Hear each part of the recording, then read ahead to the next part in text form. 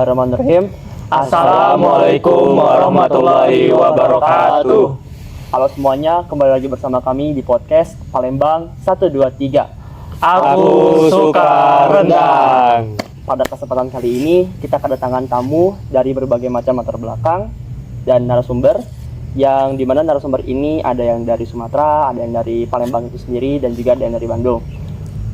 Kita di sini bakalan bahas tentang efektivitas pembelajaran PKN di pendidikan di Indonesia. Namun seperti biasa, halo semuanya, balik lagi dengan kita host cinta kalian. Kenalin, nama aku Hasan Nasrullah. Kenalin, nama aku Fatur. Narasumber kita yaitu Halo semuanya. Oke ya, kenalin, nama aku Haidar Aska dari Medan. aku Kemal Adian dari Palembang. Yes. Aku Raden Muhammad Dian Fadila dari Bandung. Nah, oke teman-teman, langsung aja di sini kita bakal bahas beberapa hal terkait dengan pendidikan Pancasila di Indonesia. Nah, untuk kita langsung aja tanya ke narasumber kita yang pertama, yaitu Haidar, berkaitan dengan pendidikan Pancasila di Indonesia. Nah, menurut Haidar yang punya latar belakang dari Sumatera gitu ya, apakah pendidikan Pancasila di Indonesia ini kayak di SD, SMP, atau SMA tuh udah efektif atau belum? Saya kira sih masih kurang efektif ya. Karena kenapa? Karena yang dipelajari dari SD hingga SMA maupun kuliah itu hanya dipelajari secara teori, tidak dikerjakan secara praktikal. Begitu dari saya. Gitu ya, Tur ya. Jadi memang pada dasarnya memang kurang efektif, Tur. Ya, Kalau berkaitan dengan ketidakefektifan ini, kita udah bicara nih sama subscriber kita juga. Kalau misalkan pendidikan di Indonesia itu tentang Pancasila ya, terutama itu emang kurang efektif. Karena kita tuh sebenarnya butuh langsung terjun ke TKP lah istilahnya, untuk kayak mengabdi ke masyarakat, mendirikan atau menjunjung tinggi tentang Pancasila itu sendiri. Nah, waktu itu pengabdian yang kita bahas dengan subscriber tuh kayak bantu-bantu gotong royong gitu. Nah, itu kan salah satu opsi ya, bagaimana cara kita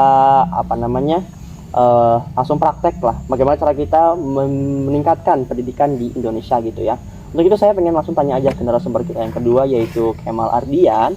Apakah menurut Kemal efektif gak kita tuh kalau misalkan belajar Pancasila dengan praktek, atau mungkin bahasa keren itu PJBL, Project Based Learning, jadi kita bikin project untuk belajar itu sendiri. Gimana Kemal? Menurut aku sendiri itu sangat efektif ya, karena itu dari teori-teori yang kita sudah pelajari dari SD hingga kuliah saat ini, yaitu di semester 1 juga kita belajar pendidikan Pancasila juga ya kan. Nah, dengan menerapkan teori-teori itu secara langsung, secara praktikal, kita dapat mengetahui skill-skill dan informasi yang tidak kita pelajari dari teori itu saja. Menurut aku. Jadi dari dua orang ini pun udah efektif ya sebenarnya ya. Mungkin kalau menurut Patrick gabungkan tuh bagus kayak gitu, kayak teori iya, praktik juga iya. Gimana Tur? Ya. Jadi memang semenjak kita SD, SMP dan SMA itu kita terbiasa diajarkan yang namanya teori-teori tentang PKN, pelajaran PKN. Dengan ya meskipun ada contohnya juga, tapi secara praktikal itu tidak terapkan secara langsung gitu. Jadi hanya dijelaskan saja oleh guru.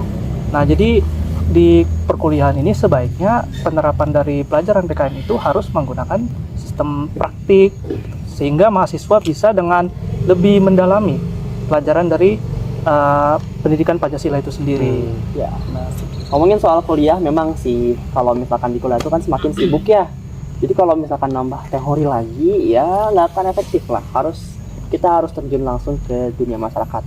Nah, untuk itu ngomongin dunia masyarakat, nah aku pengen tanya ke narasumber kita yang ketiga, yaitu Zehan.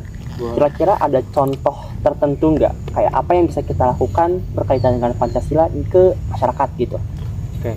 Jadi memang kan pendidikan tuh belum merata lah ya secara umumnya. Nah, terus apalagi pendidikan Pancasila juga itu tuh adalah materi yang memang udah diajarin dari SD sampai kuliah gitu.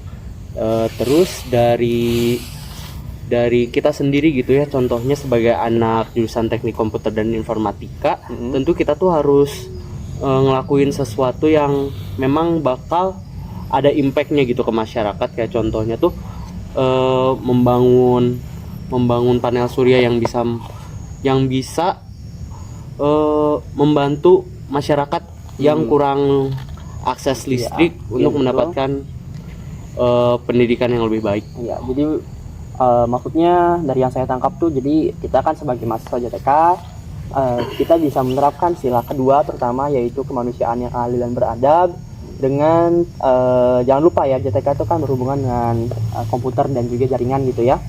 Kita bakalan kayak penerapan panel surya masuk ke rumpun kita untuk diterapkan ke daerah-daerah terpencil juga merupakan salah satu dampak dan efektivitas atau dampak dari project based learning itu sendiri, dan itu efektif ya dibandingkan hanya teori-teori saja.